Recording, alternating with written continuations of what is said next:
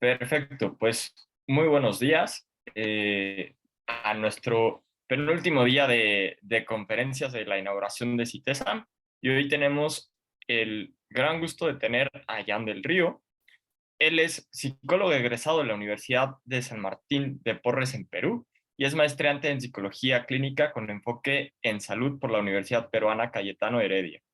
Está capacitado en la implementación de diversas intervenciones conductual contextuales y actualmente es miembro del Instituto Peruano de Análisis Conductual del Liceo Contextual, también de Perú. Y además forma parte del equipo asistencial de la clínica Medcare. Pues bueno, Jan, un gusto tenerte aquí en nombre de CITESAM y pues te cedo los controles. No, sí, más bien muchas gracias por la invitación a CITESA y bueno, vamos a compartir la pantalla. Eh, ¿Sí se logra ver? Sí, Muy bien. Bueno, en esta oportunidad yo traigo una exposición sobre los avances y limitaciones sobre las perspectivas actuales en psicopatología. Bueno, lo que vamos a ver es en el consenso qué cosa es la psicopatología, los modelos nosográficos, el pluralismo y el problema en el análisis conductual del concepto de psicopatología, las limitaciones nosográficas y grupos de la heterogeneidad, algunos modelos transdiagnósticos y el análisis histórico y futuras direcciones en las taxonomías, ¿no? Eh, Bueno, cuando nosotros buscamos definir qué es psicopatología, en verdad tenemos un gran problema porque psicopatología no es justamente un análisis solamente psicológico, sino es un análisis transversal de muchas disciplinas, incluso ciencias básicas y ciencias aplicadas.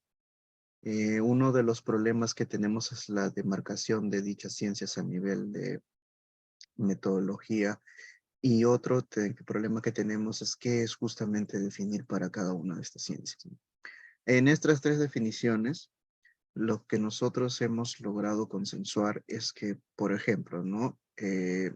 Generalmente se dice que es el estudio anormal del comportamiento, pero las categorías de anormalidad y normalidad también podrían, digamos, no estar eh, acordes o clasificadas o bien agrupadas cuando tratamos individuos particulares, ¿no? Y por otro lado, las categorías de anormalidad y normalidad tampoco nos sirven mucho al momento de hacer investigación experimental. Entonces, no es suficiente, por ejemplo, la primera definición de norma. Eh, y ahora, definir a la psicopatología como una disciplina científica, bueno, ahí también tendríamos un problema, ¿no? Con la distribución de qué cosa es una disciplina científica. Básicamente hay ciencias naturales que podrían cada una de estas aportar a psicopatología, pero psicopatología como tal no sería una ciencia natural. Lo que sí podríamos observar de esta definición del opus es la categoría de búsqueda de conocimiento científico, eso sí podría darse.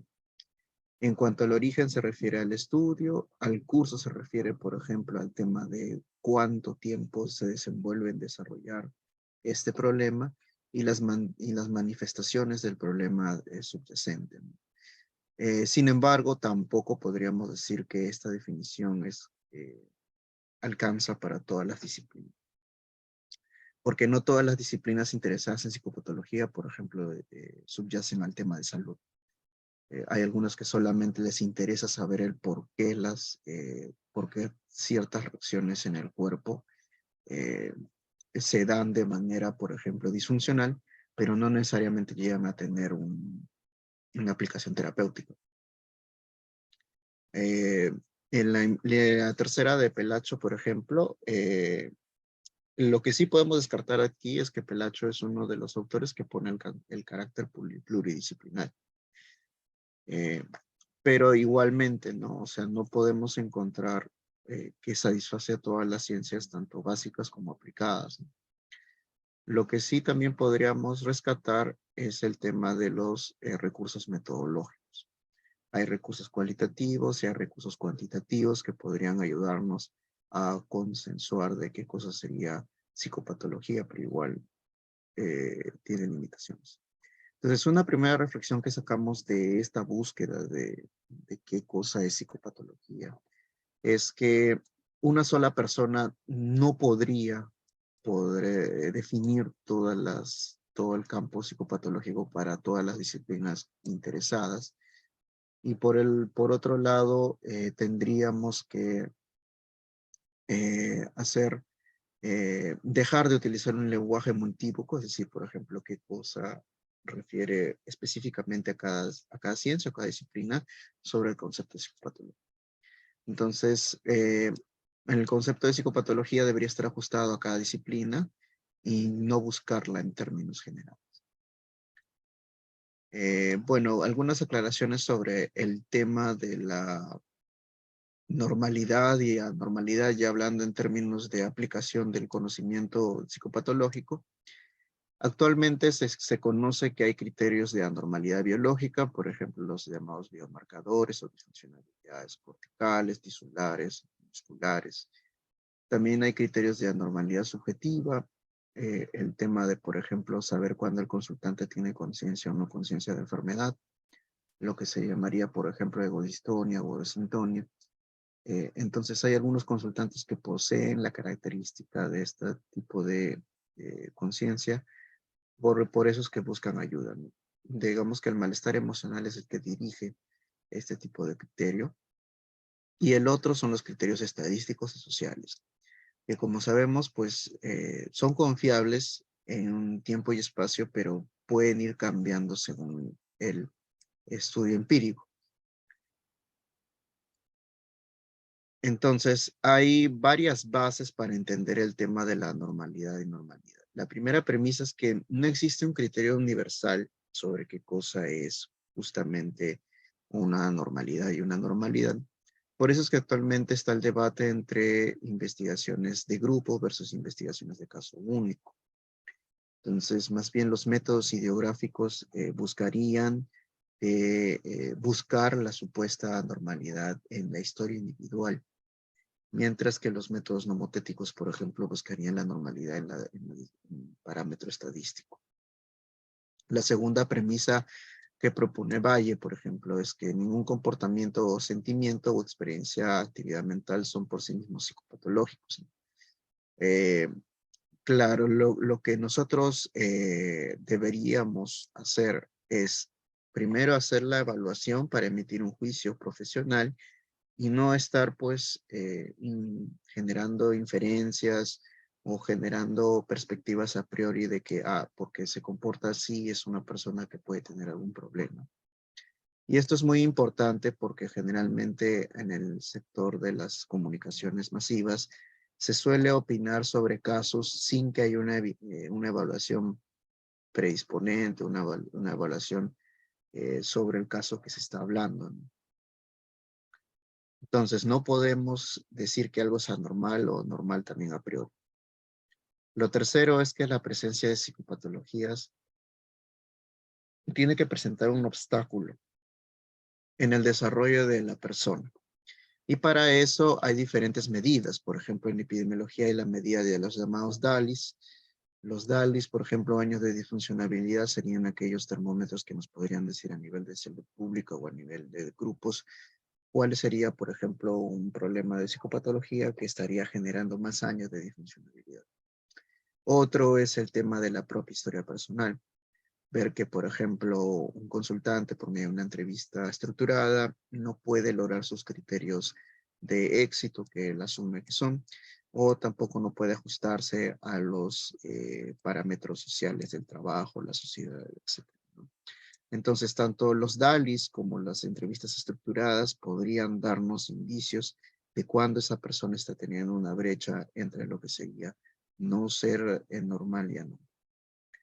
Entonces, las tres competencias que debería tener, según Valle, una persona que comienza a relacionar a sus consultantes o individuos con el concepto de normalidad y normalidad es por base de instrumentos rigurosos.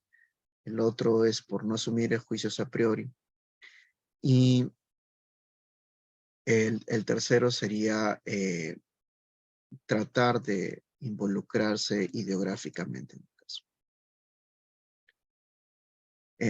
Bueno, dentro de las polémicas que existen entre si estos limitaciones o estos procedimientos son universales para todos los casos, como he mencionado, los métodos ideográficos prefieren pues el paso de un consultante por cada muestra.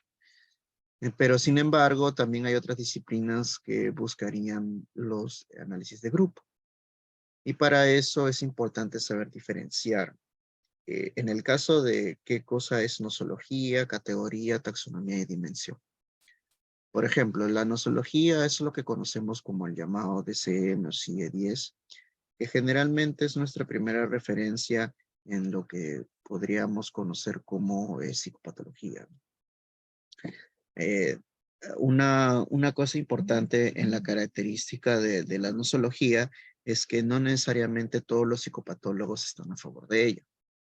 Por ejemplo, hay muchos investigadores básicos que refutan el estudio del DSM y el CIE-10 por validez de constructo, por problemas etiológicos, por intereses sociales, intereses de una profesión, etcétera. Entonces, lo que primero tenemos que diferenciar es que las subespecialidades de psicopatología no solamente recaen en el CIE-10 y TCM. Ese mundo de saber cuáles son los síntomas, signos, síndrome diagnóstico es conocido como el nosología. La categoría es un término que se utiliza para justamente darle un soporte empírico a dichas nosologías. Por ejemplo, ¿qué tanto soporte empírico tiene la categoría de depresión mayor?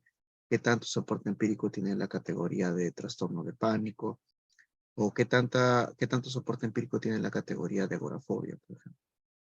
Entonces, las categorías también tienen sus críticas, porque justamente conforme los individuos van teniendo mayor patrones de comportamiento disfuncional, se van generando mayores categorías o se van quitando otras categorías.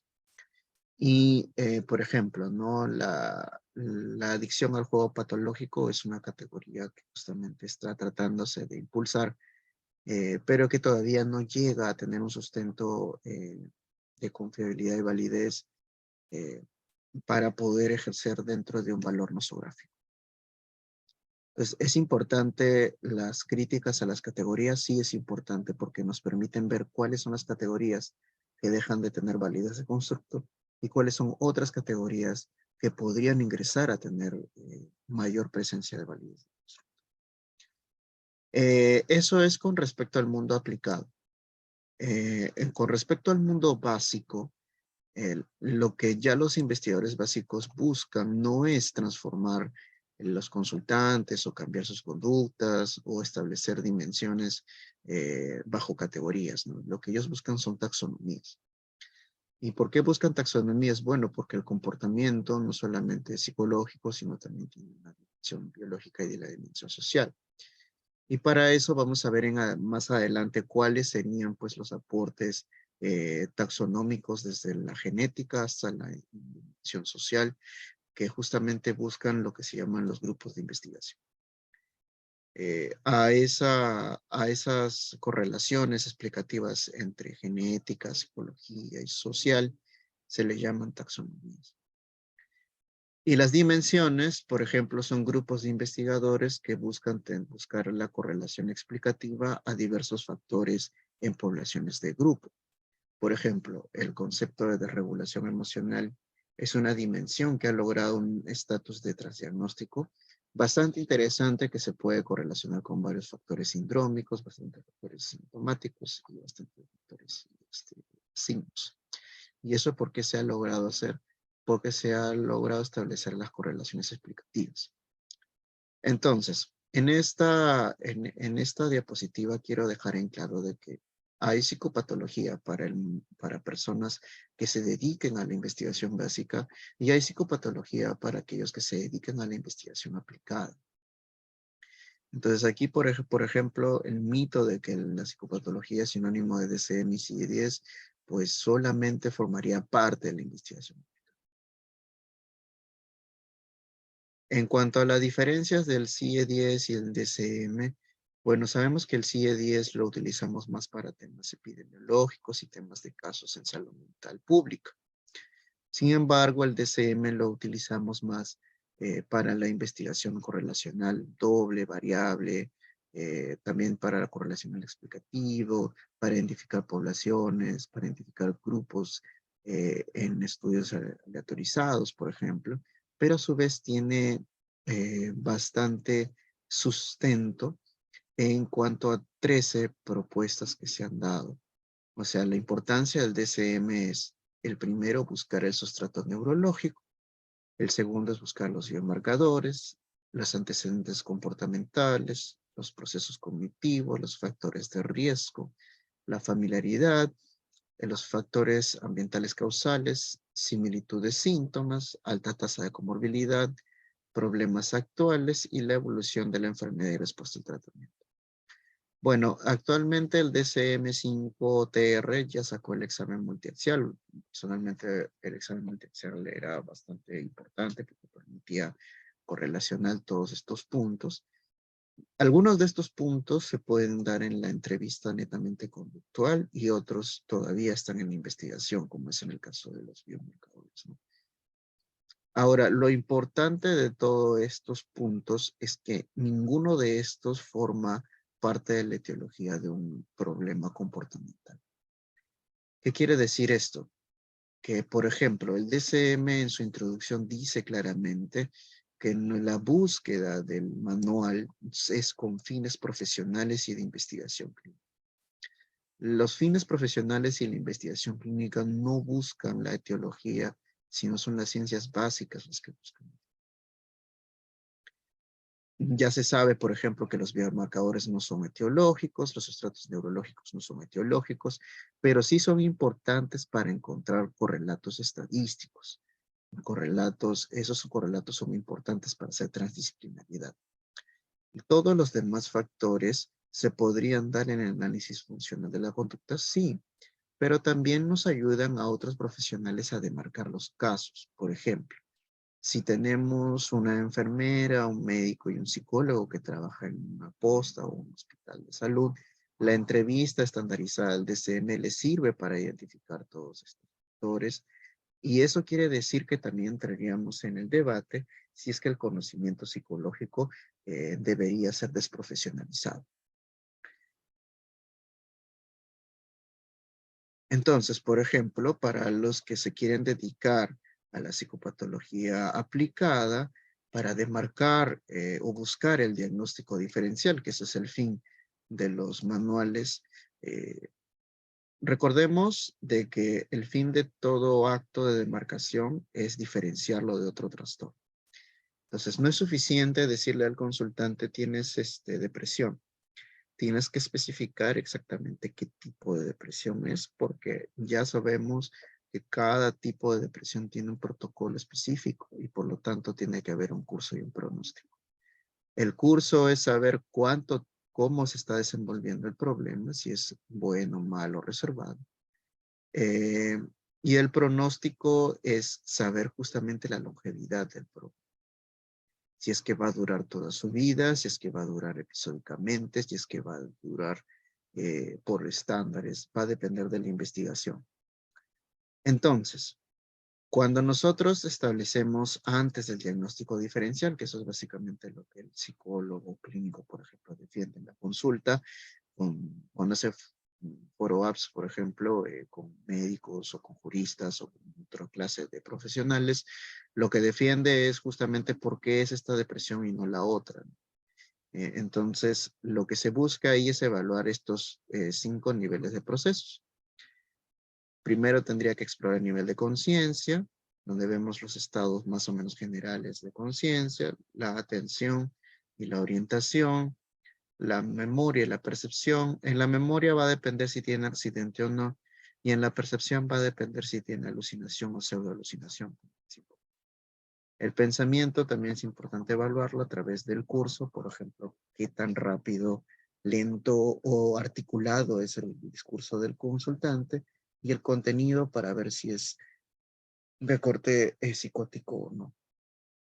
En el caso de la tristeza, a grandes rasgos también se va a evaluar todos estos puntos, ¿no? Eh, y ahora, ¿por qué es importante hacer los procesos psicopatológicos en el índole profesional? Porque no necesariamente todos los aparatos institucionales están mediados por el análisis conductual. Por ejemplo, en el Perú, las normas no contemplan el análisis conductual todavía. Sería muy bueno que lo contemplen, pero sin embargo, como todavía falta ese vacío legal, por ahora tenemos que surgirnos al método netamente clínico. Y el método clínico infiere, antes de hacer el diagnóstico diferencial, la evaluación de todos estos procesos. Entonces, de que nos sirve para demarcar casos, nos sirve para demarcar casos. Su utilidad es esa, demarcar casos. Ahora, en cuanto al pluralismo de los modelos para diagnósticos, eh, bueno, el concepto de pluralismo es un concepto filosófico que lo que busca es justamente la convivencia de diversas formulaciones teóricas para fines de transdisciplinaridad. ¿Qué cosa es justamente la transdisciplinaridad? Es cuando, por ejemplo, tenemos una, dos, tres disciplinas que por A o X motivos tienen disputas, riñas, debates. Los debates son buenos en la manera de que generan conocimiento, pero también deben haber lazos que apunten a un fin común.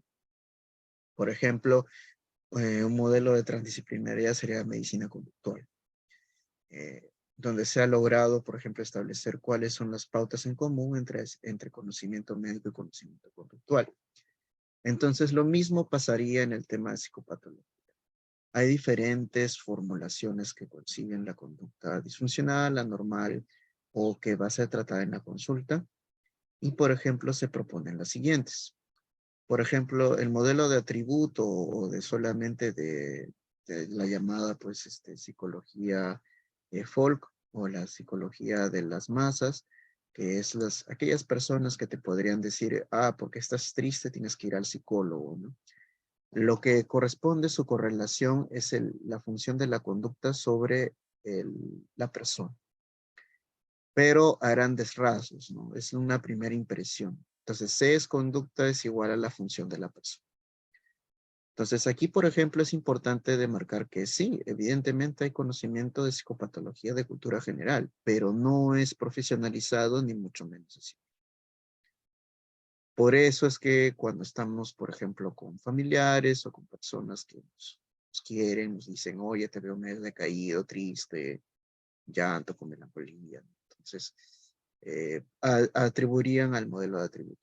El modelo dinámico, que justamente todavía se mantiene por dos razones principales, porque la terapia psicodinámica justamente tiene evidencia empírica en el APA, y la segunda es porque han logrado tener su propio modelo de diagnóstico psicopatológico. Ellos también asumen que la conducta es un atributo de la persona. En el modelo asistencial médico hay dos atributos de la conducta, que la conducta es función de la persona y la conducta es función del organismo. Por eso establecemos las ecuaciones CFP y CFO. Eso quiere decir que el médico tiene que tener conocimientos de análisis de la conducta, pues sí, según la formulación de campo que se está estableciendo, sí tendría que tener, porque tiene que venir el impacto de la conducta sobre el organismo. Por ejemplo, entendiendo organismo como los 9 sistemas que gobiernan toda la fisiología y la intraorganidad del sujeto. Y también tiene que ver el tema de la función de la persona, porque justamente no solamente somos órganos o sistemas, sino también nos relacionamos con otras entidades o con otras personas. Entonces, eso de que, por ejemplo, el médico evalúa solamente funciones intraorgánicas, pues es un análisis muy limitado, ¿no? En el análisis conductual, la función es el ambiente por la persona. Y bueno, y aquí entra un poco la polémica, ¿no? No necesariamente todos los modelos de análisis conductual coinciden en qué cosa es ambiente y no todos los modelos coinciden en qué cosa es persona. Pero a grandes rasgos podríamos decir que el ambiente sería pues el evento estimulante la contingencia sería la ecuación donde está el evento estimulante y la persona sería todo el sistema reactivo, de evocación y también intraorgánico que responde a la contingencia y al ambiente estimulante. Entonces, a grandes rasgos sería esa la ecuación. Los cognitivos también sería la función de persona, pero aquí habría que especificar qué tipo de variable cognitiva. Hay algunos que solamente evalúan función de persona como esquemas, función de personas como triada o función de personas como relaciones medias. El paradigma constructivista también justamente genera la relación de conducta como función de persona. Y vemos que a grandes rasgos, todos los modelos propuestos se centran en la persona. Algunos más con detalles intraorgánicos y otros más con detalles preevaluación, ¿no? Como las de tributo. Pero todos tienen aplicaciones en diferentes especialidades y todos tienen niveles de inferencia. Bueno, ¿por qué es importante que un profesional tenga niveles de inferencia? Los niveles de inferencia son las competencias que tiene que tener todo psicopatólogo para poder asociar los elementos que está evaluando en función a 4 niveles. El primer nivel es justamente lo que observa. El segundo nivel es justamente la generalización empírica, ¿no? O sea, lo que yo observo, por qué modelo así estudiado. Entonces, generalmente, aquí vemos las relaciones entre teoría y práctica, ¿no? Pero ya en el tercer nivel, necesita un puente empírico para generar reglas de correspondencia, ¿no? O sea, ¿cómo es que se conectan, por ejemplo, la teoría y práctica? ¿Qué teoría de puente es la que conecta eso? Por ejemplo, yo observo que mi paciente tiene problemas de conducta. Yo evalúo bajo mi hipótesis funcional. Ya, mi hipótesis funcional sería un nivel 3 que permite conectar el nivel 2, que sería la teoría del análisis conductual aplicado. Y cuando yo hablo de nivel 4, lo que yo estoy buscando es ya cuáles son los correlatos filosóficos y de ciencia básica que podrían delimitar el caso. En otras palabras, en el nivel 1 yo busco lo que el consultante me está diciendo, lo registro, lo analizo, lo pongo de manera cualitativa o cuantitativa. En el nivel 2 podría tratar de buscar una hipótesis explicativa. En el nivel 3 podría ser la transitariedad o llamado modelo interfaz a la hipótesis funcional. Y en el nivel 4 sí busco una teoría que se acerque más a la explicación. Podría ser ya de ciencia básica, ¿no? Entonces, es importante que todo profesional maneje los 4 niveles, depende. Algunos filósofos de la ciencia, como Bunge, por ejemplo, sí recomiendan que manejen todos los niveles, los profesionales, del filosófico hasta el aplicado. Pero sabemos en la actualidad que la sobreespecialización va a depender de cada uno de nuestros intereses. Hay personas que solamente se quedan en el nivel 3 por hacer el nivel 1, que sería la casuística, hacer el nivel 2, que es el factor posible, factor hipotético explicativo, y hacer el nivel 3, que es el modelo interfaz. Pero hay personas que se podrían preguntar, ya, y eso en el laboratorio, ¿cómo se ha, por ejemplo, cómo se ha discutido? ¿Cuáles son los avances? Y bueno, todos los niveles buscan la correlación entre el CFOP, que sería los comportamientos, funciones y organismo de persona. Entonces, una de las cosas importantes entre diferenciar psicopatología de modelos tradicionales, del modelo conductual y algunas variantes, es que en los modelos tradicionales se buscaban los rasgos, los altos niveles de inferencia, pero nunca se logró. Por ejemplo, ¿no? Las premisas básicas del modelo psicoanalítico no se pueden contrarrestar en un laboratorio porque no puede haber hipótesis que lo nieguen. En cambio, del modelo conductual sí. Entonces, ese es un avance, el tema de la negación de hipótesis. Cuando se pueden negar las hipótesis, se puede contrarrestar los datos, se puede generar si es significativo o no significativo.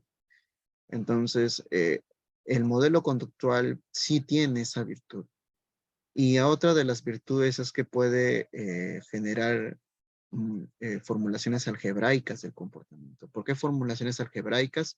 Porque formula sistemas de correspondencia de todos los elementos del campo psicológico. Por ejemplo, acá vemos algunas variantes. Por ejemplo, el de Linsley, que sería estímulo, respuesta, contingencia y consecuencia. El de Camfer y Finles, que sería estímulo, organismo, respuesta, contingencia, consecuencia. El de Gulfried, que sería estímulo, organismo, respuesta, consecuencia. El de Bandura, que sería consecuencia, persona y estímulo.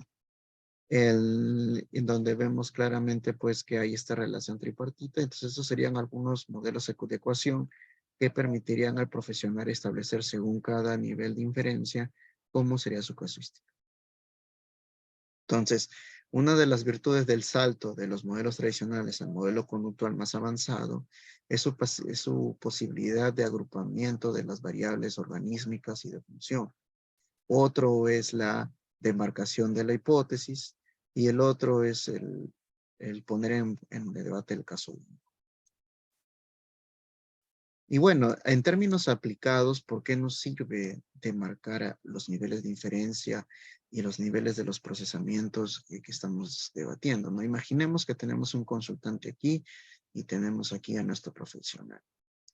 Nuestro profesional evidentemente tiene que tener todas estas competencias, donde incluye pues el conocimiento teórico de psicopatología, el conocimiento inductivo, no inductivo de psicopatología, si es que maneja modelos ideográficos, modelos nomotéticos del modelo psicopatológico, y sobre todo la experticia clínica certificada.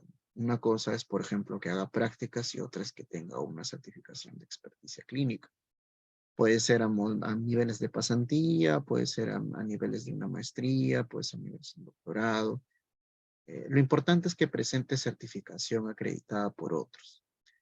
¿Y eso por qué es importante? Porque también los otros son los que nos hacen ver nuestros errores y moldean nuestros ejercicios prácticos al momento de hacer la intervención clínica.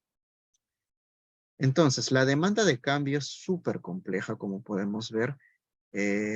Tiene que tener conocimientos de recogida de información, eso es a nivel de entrevista, a nivel de relación terapéutica. Aquí en esta primero se puede llevar a hacer el análisis de la importancia de la relación terapéutica, que actualmente le dan un énfasis del 25 o 30% del éxito de cambio. El otro es el protocolo, el otro es la evaluación y la aplicación del protocolo. Entonces, también está la formulación de la hipótesis. Aquí está, por ejemplo, ya el nivel 1, ¿no? Comenzar a inferir de qué tipo de síndrome, qué tipo de signos, síntomas tiene este paciente, cuáles serían los problemas que tiene. Y aquí ya comienza a hacer la contrastación empírica. A nivel cuantitativo sería la aplicación de instrumentos específicos.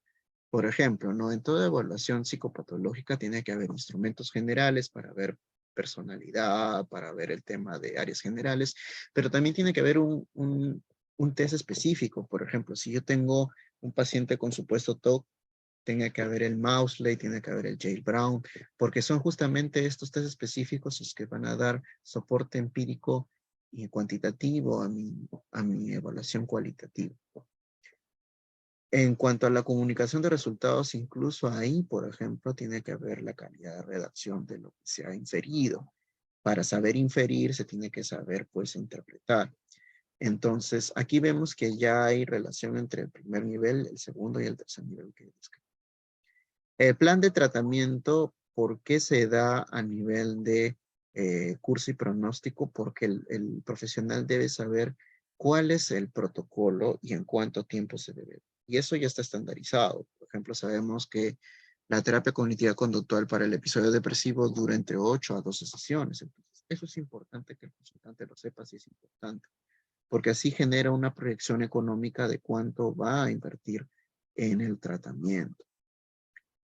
En el tratamiento, en el diseño, puede presentarlo como pretest y post-test, por ejemplo, puede presentarlo como caso único, va a depender de, como les dije, del énfasis del modelo.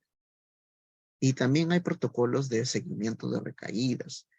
Entonces, cada uno de los procesos del cambio clínico está demarcado por procesos de entendimiento psicopatológico. O sea, no es un proceso netamente de decir, ah, tu conducta es normal o anormal, no, es un proceso bien detallado que necesita recursos de los niveles de inferencia que hable.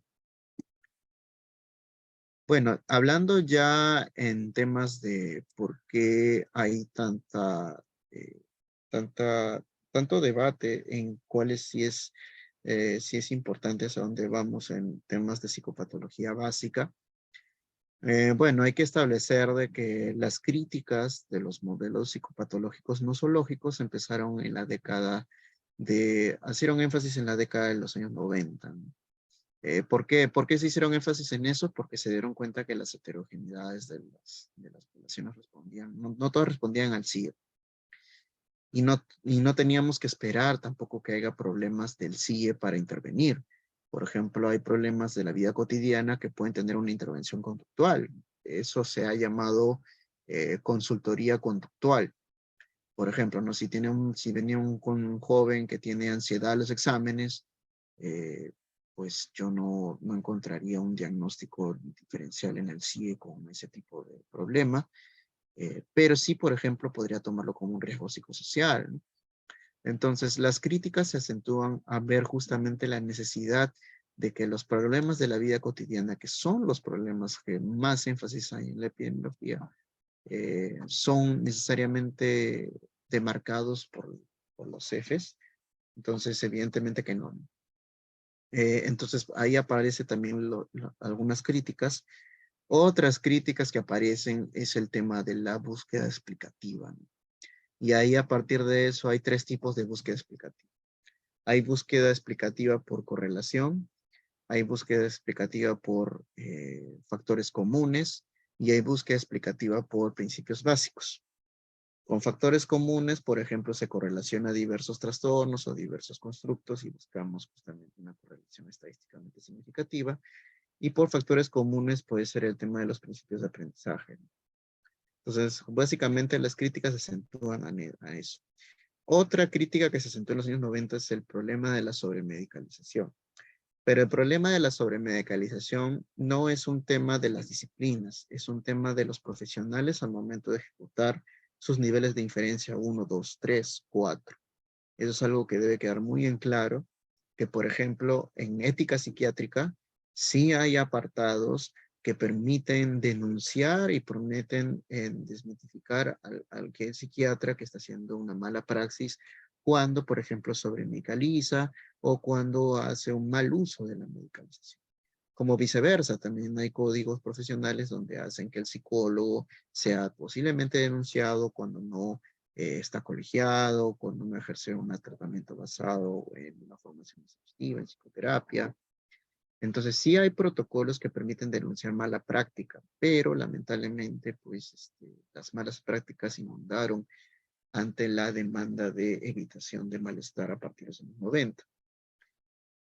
La década del transdiagnóstico es justamente la necesidad de buscar estos factores correlacionales entre los espectros indicativos.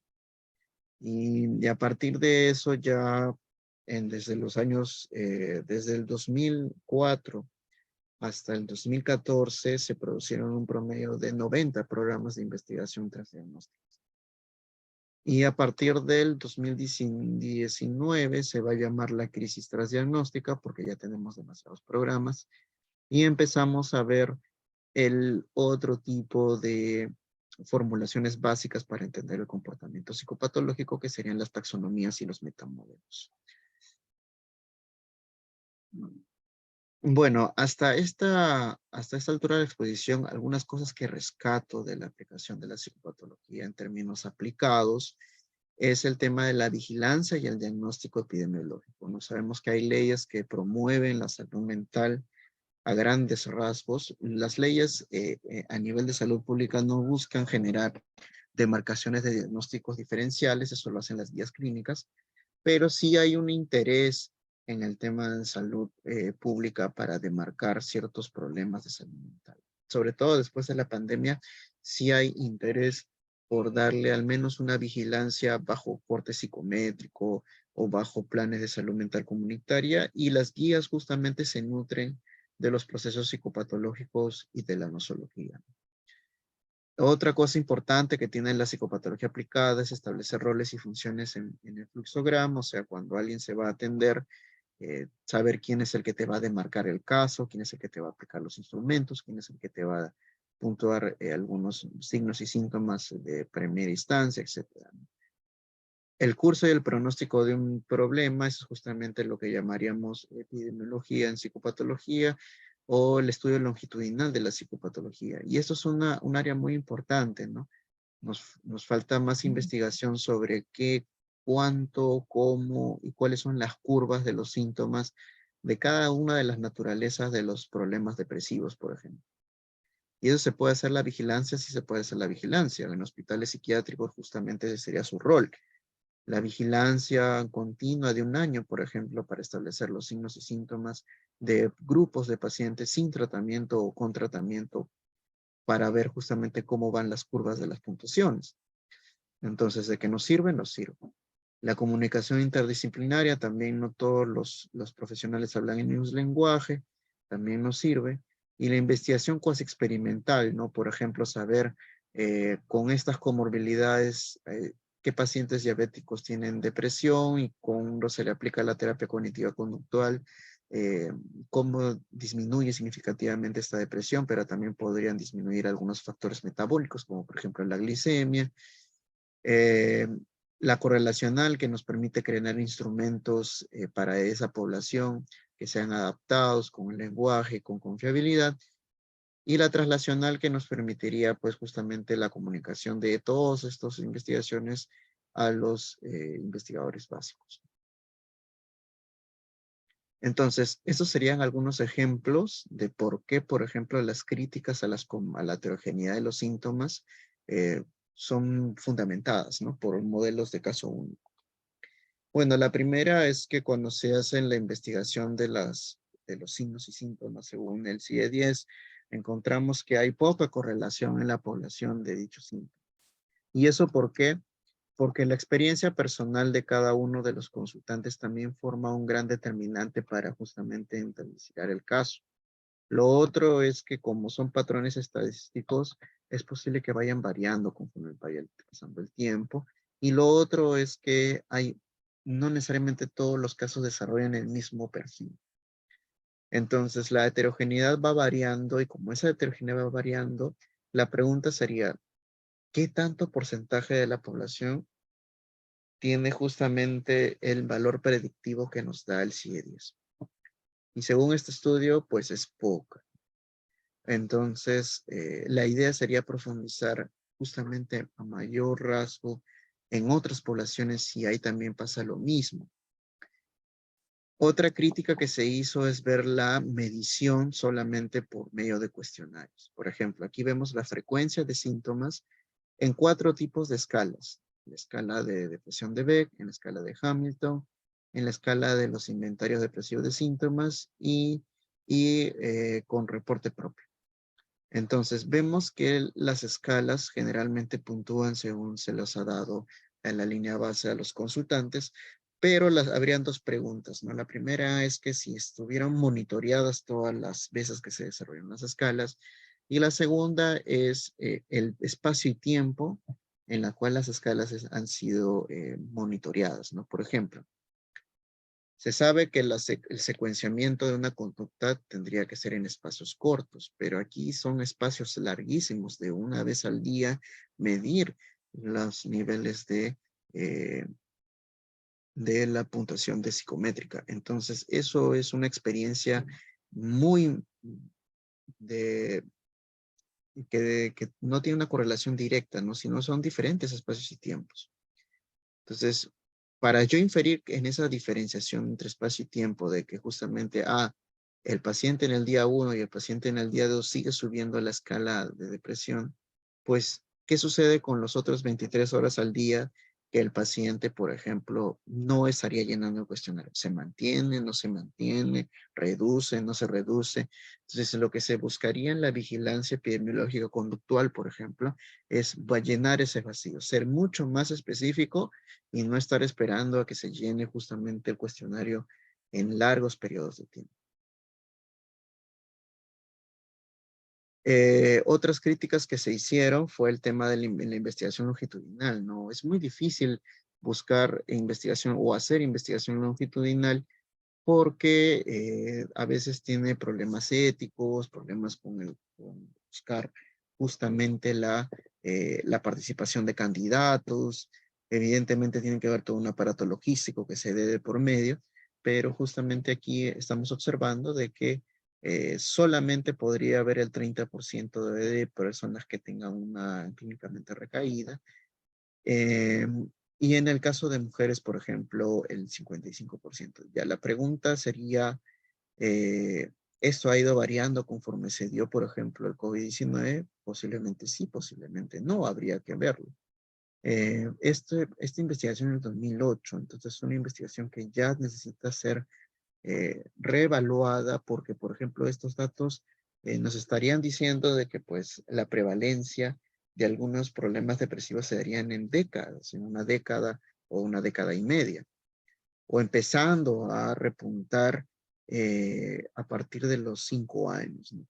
Pero igual, o sea, habría que analizar si conforme se ha habido más problemáticas sociales, problemas económicos, competencias mayores disfuncionales en el ámbito personal, habría que ver si estas prevalencias cambian.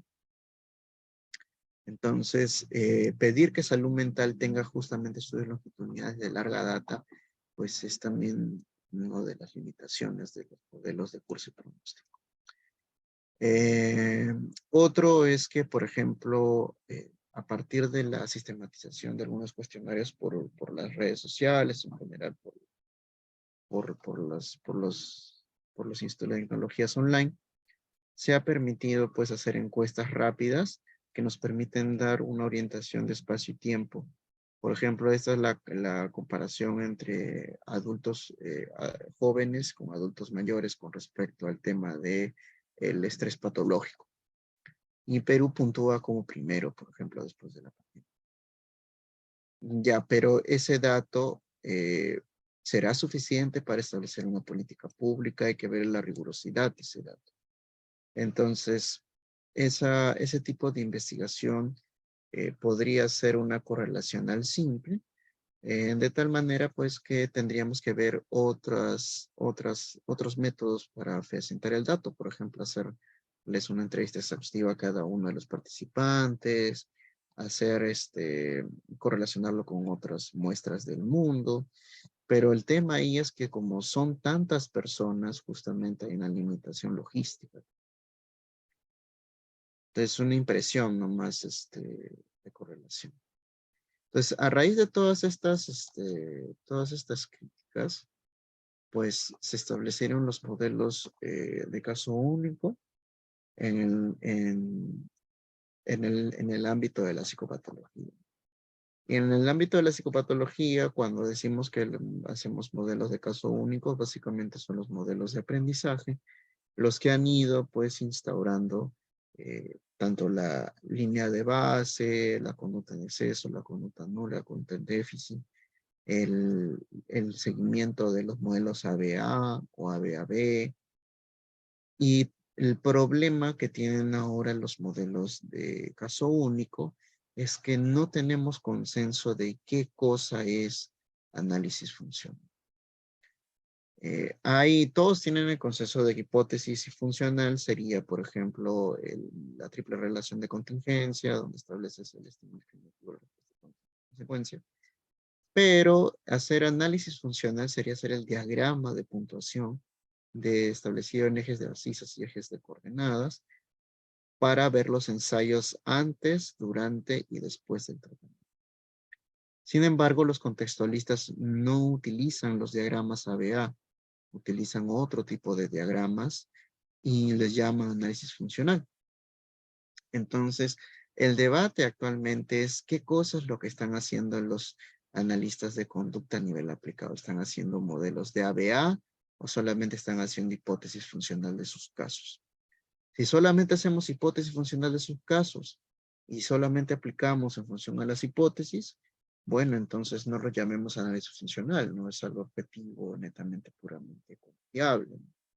Pero si hacemos ABA y hacemos el programa y le enseñamos a nuestro consultante, por ejemplo, el, el modelo de evaluación, seguimiento y tratamiento en función a modelos ABA, ahí tendríamos mayor fortaleza metodológica.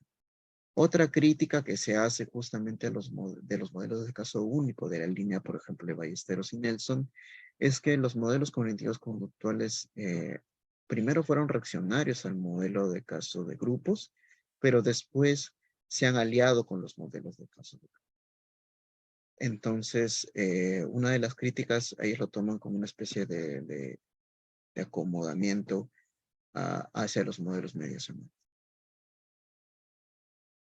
Ahora pasamos al tema de las taxonomías.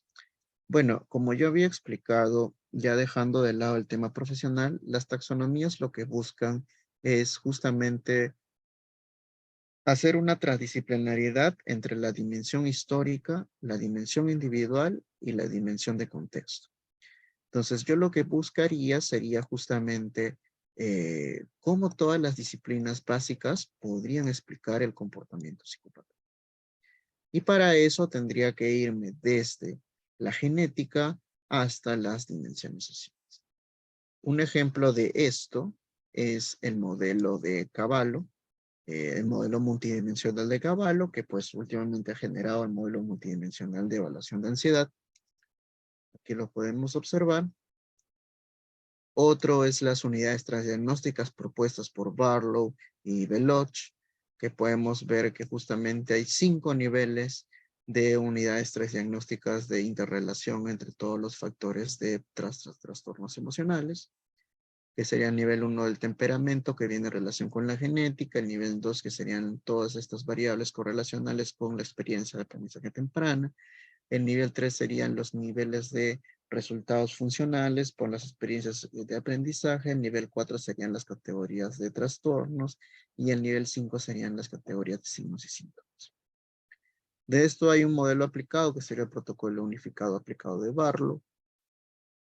El modelo de Redox Domain, donde lo que se busca es una curva de correlación explicativa entre los genotipos, que serían variables del genoma, hasta las variables fenotípicas, que serían la calidad de vida. ¿Dónde estaría, por ejemplo, el tema de lo psicológico? Estaría en la remisión de los síntomas, en la estructura cerebral y en las relaciones cognitivas y motivacionales.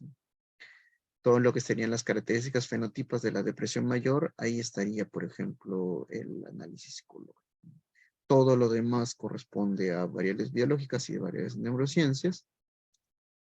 Aquí tenemos el modelo High-Top. El modelo High-Top también es un modelo de correlación explicativa, donde, por ejemplo, ya el superespectro sería la desregulación emocional. La desregulación emocional tiene un nivel espectral, que sería el somatomorfo y el internalizado. El nivel del substrato sería, por ejemplo, el diestrés, la manía, la conducta patológica de comer, los problemas sexuales. Los síndromes maladaptativos serían justamente los que vemos aquí. Y los resultados de las correlaciones de todo del superespectro hacia los síndromes comportamentales serían los trastornos del diseño. Y por último tenemos el metamodelo de EM de Hayes y Hoffman, propuesto en el libro de Más allá del DSM-4, donde lo que se busca es justamente la alianza entre la terapia, entre la ciencia contextual y las ciencias biológicas, buscando una ciencia contextual evolutiva, donde justamente vemos que la conducta adaptativa y maladaptativa están dispuestas por sistemas de variación, selección, retención y contexto, y a su vez hay dimensiones, ¿no? De conducta, atención, motivación, afectividad y cognición. Y a su vez hay niveles de interacción psicológico y sociocultural. Entonces, cuando tú justamente correlacionas todos los puntos de tipo matrix, ahí generarían un modelo multidimensional.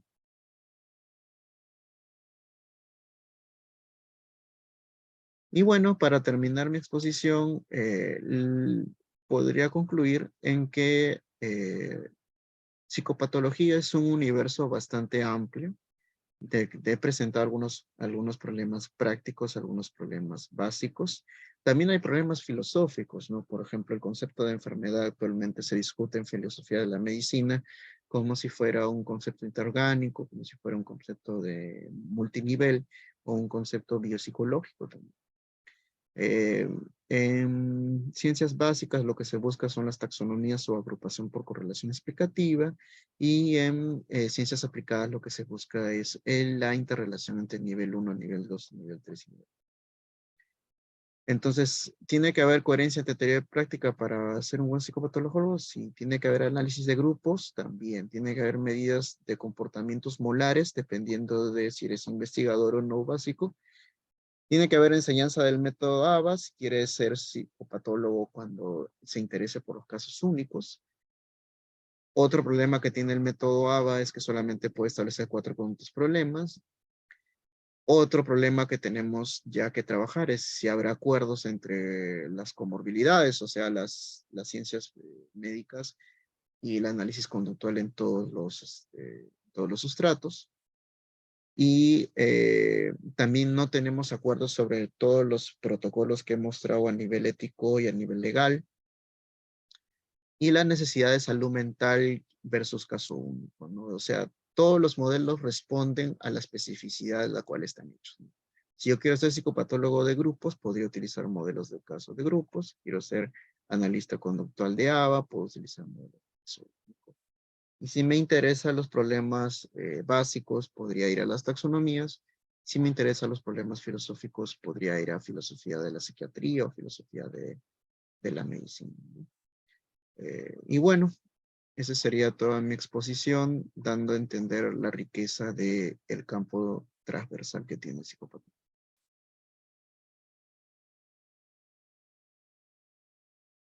Perfecto. Pues muchas gracias, Jan. Sin un tema bastante interesante y se habla mucho, ¿no? Y muchas gracias por tan buena información. En Facebook te dejan muchas reacciones y aplausos. Y por acá, en cuanto a dudas o comentarios, no hay ninguna más que dar a agradecerte otra vez de estar aquí con nosotros. Sí, a mí muy agradecido. Si alguien tiene alguna duda, con gusto. Vamos a esperar un momento a ver si aparece alguna.